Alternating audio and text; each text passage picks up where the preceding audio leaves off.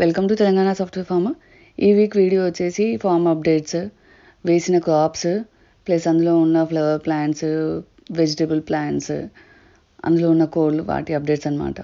First కోళ్ళ updates start చేద్దాము.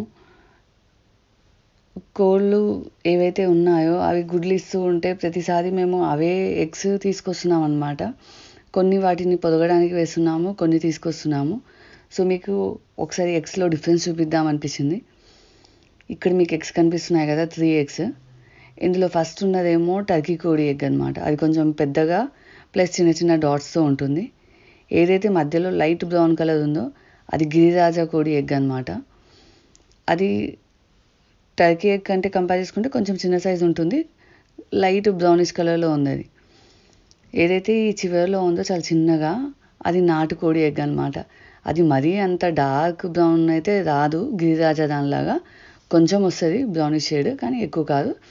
Compare చేస్తే ఆ గిరిరాజా కోడి ఎగ్ కన్నా చాలా చిన్నగా ఉంది ఇది. సో ఎగ్స్ అయితే ప్రతిసారి కూడా కోళ్ళు పొదిగేయడానికి కొన్ని మేము తీసుకొచ్చినా కూడా ఇంటికి సరిపడా ఎగ్స్ మాత్రం వస్తున్నాయి. ప్రతి 15 డేస్కి ఒకసారి ఒక ట్రే నిండా ఎగ్స్ అయితే తీసుకురాగలుగుతున్నాము. కోళ్ళు ఎక్కువ ఉన్నాయి కోడి పుంజుల కన్నా, సో దానివల్ల ఎగ్ ప్రొడక్షన్ ఎక్కువ ఉంది. ఒకవేళ మన దగ్గర ఒక 10 కోళ్ళు ఉన్నా కూడా ఇది మేనేజ్ అవుతుంది రొటేషన్ మెథడ్లో. ప్లస్ గిరిరాజా కోళ్ళు అనేవి చాలా ఎక్కువ ఇస్తాయి గుడ్లు.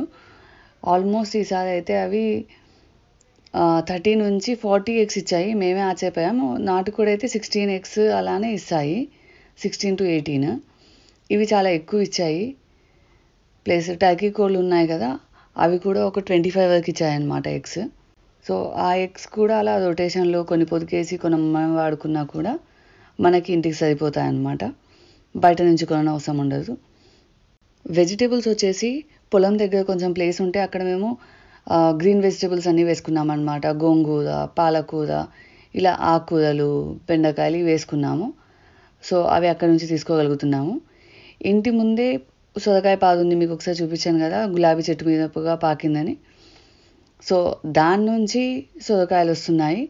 వంకాయలు అయితే అక్కడొకటి ర్యాండమ్గా వేసారు వాళ్ళు, అయినా కూడా చాలా ఎక్కువ ఈల్డ్ ఉందన్నమాట.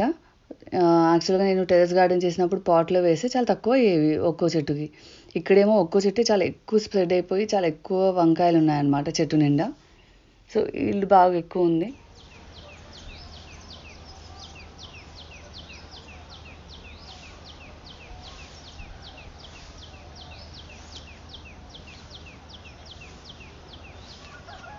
రోజ్ పెటల్స్ ఏవైతే ఉన్నాయో హైబ్రిడ్ ఎప్పుడు హార్వెస్ట్ చేయము, కానీ నాటు గులాబీ మాత్రం ఎప్పుడు హార్వెస్ట్ చేసి సన్ డ్రై చేసి ఆ రోజ్ పెటల్స్ అయితే నేను పక్కన పెట్టుకుంటాను. టీకి కానీ ఫుడ్లో వేయడానికి కానీ ఎక్కడైనా యూజ్ అవుతూ ఉంటాయి, లేకపోతే స్కిన్ కేర్ దాంట్లో కానీ యూజ్ చేయొచ్చు. కాబట్టి ఆ రోజ్ పెటల్స్ కలెక్ట్ చేసుకుంటూ ఉంటాను. నెక్స్ట్ క్రాప్ అప్డేట్స్కి వచ్చేస్తే ఏదైతే వడ్లు వేసామో అది సర్టెన్ హైట్ వరకు గ్రో అయ్యాయి. మధ్యలో ఒకసారి కలుపు కూడా తీశారు, హెల్తీగానే గ్రో అవుతుంది. సో లాస్ట్ ఇయర్ హార్వెస్ట్ చేసింది కూడా మేము ఇంకా పట్టియలేదన్నమాట. వడ్లు పట్టియాలి ఈసారి. తర్వాత పట్టించిన తర్వాత ఫస్ట్ టైం మేము ఇంట్లో రైస్ కూడా ఫామ్ నుంచి వచ్చింది యూజ్ చేయడం స్టార్ట్ చేస్తాము. కాకపోతే ఇది చాలా చిన్న ప్లేస్ కాబట్టి సఫిషియెంట్ అయితే కాకపోవచ్చు, చూడాలి. నెక్స్ట్ ఇయర్కి ఇంకొంచెం పక్కనున్న ల్యాండ్ కూడా కలిపేసి చేయాలా అన్నది చూడాలి, ఎలా ఇంక్రీజ్ చేయాలి రైస్ ఈల్డ్ అనేది చూడాలి. ఇంకా ఉలవలు వేసాం కదా, ఉలవలు కూడా చాలా హెల్తీగా గ్రో అయ్యాయి. ఇంకా ఆల్మోస్ట్ ఒక 10-15 డేస్ అయితే ఉలవలు కూడా హార్వెస్ట్ చేయొచ్చు.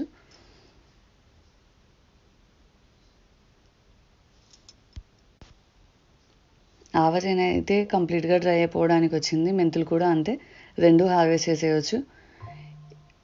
మినుములు ఆల్రెడీ హార్వెస్ట్ చేసేసారు వాళ్ళు, హార్వెస్ట్ చేసి పక్కకు పెట్టారనమాట ఆ చెట్లన్నీ. అది ఇంకా బాగా ఎండిన తర్వాత దాన్ని ప్రాసెస్ చేస్తారు.